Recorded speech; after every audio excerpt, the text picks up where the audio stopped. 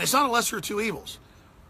And I'm not calling for Trump to be a dictator. Every time I say this, Media Matters, George Soros, Right Wing Watch, CNN, they all say, Jones says Trump is a dictator, it's why he can't fix things. No, we don't want that. We're not North Korea, we're not China. We're more sophisticated than that. We want to empower the people. We believe in the ethos of the people. But when they want to misrepresent our president as a dictator and then say he didn't do it, he didn't fix it, it's just like saying you didn't fix it or I didn't fix it. I know our system of government. And he said, help me change this. Help me get a line item veto. Help me end the filibuster. This is horrible. This is a mess. God, they've got hundreds of millions for transgender brainwashing of children. They've got, millions of dollars for shrimp on treadmills. You know the regular crap. And then Rand Paul, nice guy, but, it's easy for him to sit there and play like he's on the outside and come in and bitch all day and say, oh, look at all this spending and act like Trump did it when he knows full and well it was the Republicans and the Democrats that voted for it and sent it to his desk. And I see Rand Paul just 30 minutes ago on TV like, oh, Trump did this, Trump did that. And you're not the president, Rand Paul. You tried to, in the debates, play along with CNN and bash Trump and kind of get points. How'd that do for you? You got elected to the Senate when they were all against you because you were anti-establishment and because you went on the Patriot shows and you spoke out. We didn't need you. You needed us. And you keep thinking, playing both sides of the fence and acting all intellectual when CNN hates you more than ever, and Joy Behar and all of them when you got physically attacked, and a bunch of the Democrats wished you were dead. They didn't even differentiate intellectually that you were siding with the Democrats a lot of the time, rhetorically. They wanted you dead anyways. And so, it's a joke. It's a joke. And it's a bunch of politicians hoping people don't pay attention to what you're doing and what you're up to. Trump has as much power over what happened in the Congress as the American people do, which is a lot to influence them, but they got a bunch of special interests and a bunch of constituents that want them to get bigger pork barrel and a bigger situation. What Trump proposed was over $100 billion lower than what they proposed. It was probably still too big. But I spent time studying the facts. I spent time looking at what Trump proposed. I spent a lot of damn hours knowing what I'm talking about. And it's not about defending Trump. It's about defending the truth. So a lot of you want Trump impeached. You want to sit there like you're holier than thou. Trump didn't pass the bill. So I got an idea for you. He signed it. He didn't pass it in the House and Senate. When you've found out about the votes and the few hours they had to read it all, it is an abomination. It is a mess. It is a scam. Trump said that. When you find out who voted who and what's in the bill, and you've gone after those Republicans and Democrats that did it, and they've been defeated and they've been punished, then we can talk about Trump. But it's like the Congress lit fire to the House, and then you bitch the fire department didn't show up soon enough. The communist Chinese are leveraging debt to buy everything up. They don't care about their people. They don't care about the future. They're in 10 times the debt Barron's and Harper's and others report. These big rating agencies than we are. They are just full-on walls of weaponized debt, just like communists do everywhere to take over everything, short-term power. And America has a much bigger economy, so our debt's bigger than theirs in the aggregate, but not in the total, what they're doing and where it's about to go. And so Trump sees that and says, all right, if America doesn't want to cut the spending and increase the tax cuts for themselves and get things kickstarted, the least I can do is get these tariffs and cut these regulations and get some tax cuts. And then, all right, we'll just keep growing where we are, because if we signal that we're weak and we signal that we're insolvent and we signal now that we're not going to pay this fake debt, then it all implodes, instead of with the globalist bankers keep leveraging the debt forever. And then they stay on board because it's all mentally ill, fake zeros and ones. And in the end, we politically cut their throats. And that's Trump's plan a couple years from now. You think Goldman Sachs and J.P. Morgan and the Federal Reserve and all these crooks in our end game, in my end game, we dance with those that brung you, are going to be there? No. They're never going to do it. So be sophisticated, folks. The bankers already got us in debt. They've already taken over. Now the judo move is what the communist Chinese and everybody have done, allied with them. See, there's a little sophisticated thing with the Heritage Foundation that's for open trade, but it's one-sided and tells us we shouldn't have debt and stuff, which we shouldn't. And then I'm all of the expert on that, the Federal Reserve and the gold system and how Greenspan used to be a patriot and read his book.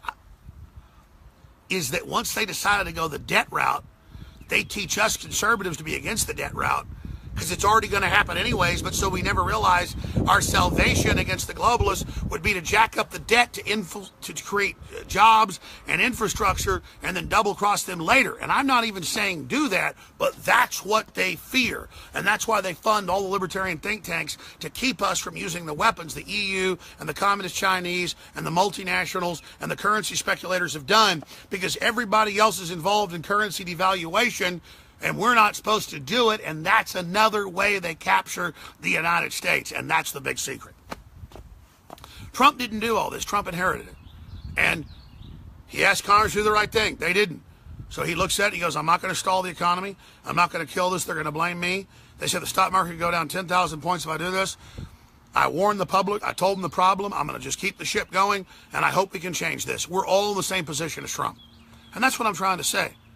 The media and the enemy and the establishment Republicans, they all tell you Trump is the enemy because they're scared of it, ladies and gentlemen.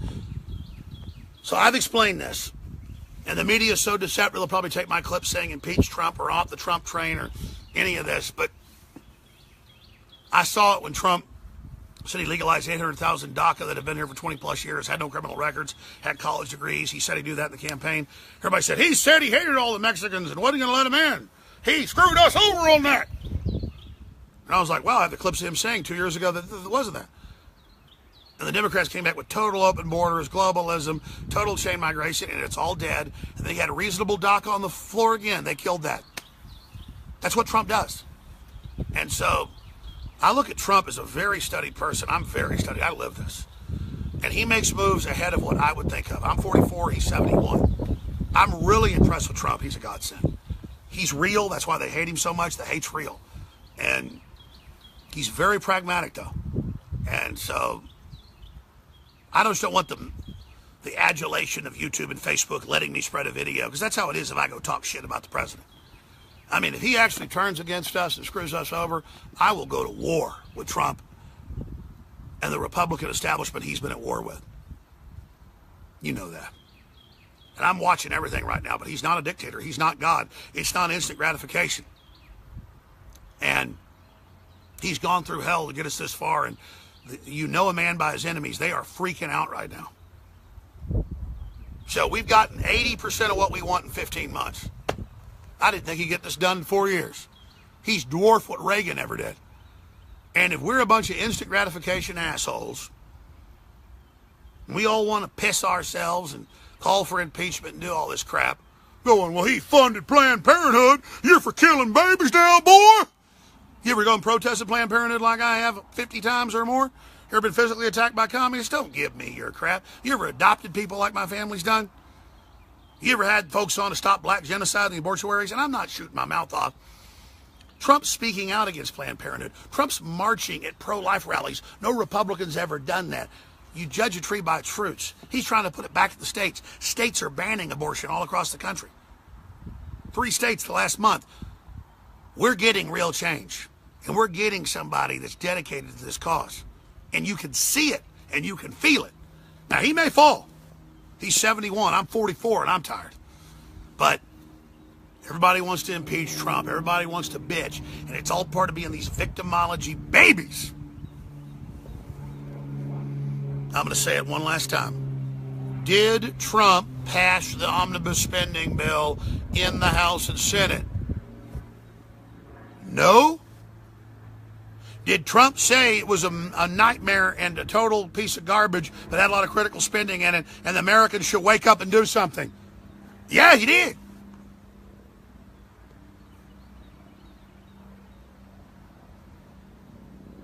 All right. Everywhere he's got executive power on killing TPP, controlling the borders, shutting radical Islamists out, cutting regulations, getting tax cuts passed that was in the Congress, starting to gut Obamacare, and I run a company with over 100 employees. We're seeing that happen because it's a total scam to increase prices. He did it. This would be like if you had a soccer team or football team that scored 50 points in the first quarter to 0, and then they open up the second quarter and they get a goal, and you go, God damn it, I want to fire that coach. That's called fair weather shit. That's called sunshine patriots. Trump turns on us, I'll turn on him so fast it makes your head spin. But right now, I've looked at all the facts, and that's what's in. So, you want to blame Trump? I blame you, and you. All of you, your constituents of that Congress, and they're the ones that did it. And all of you need to be impeached. All of you need to have your asses handed to you. And all you dumbass liberals celebrating we just had a bigger deficit and all this crap, and oh, look, Trump signed it. You people are crazy.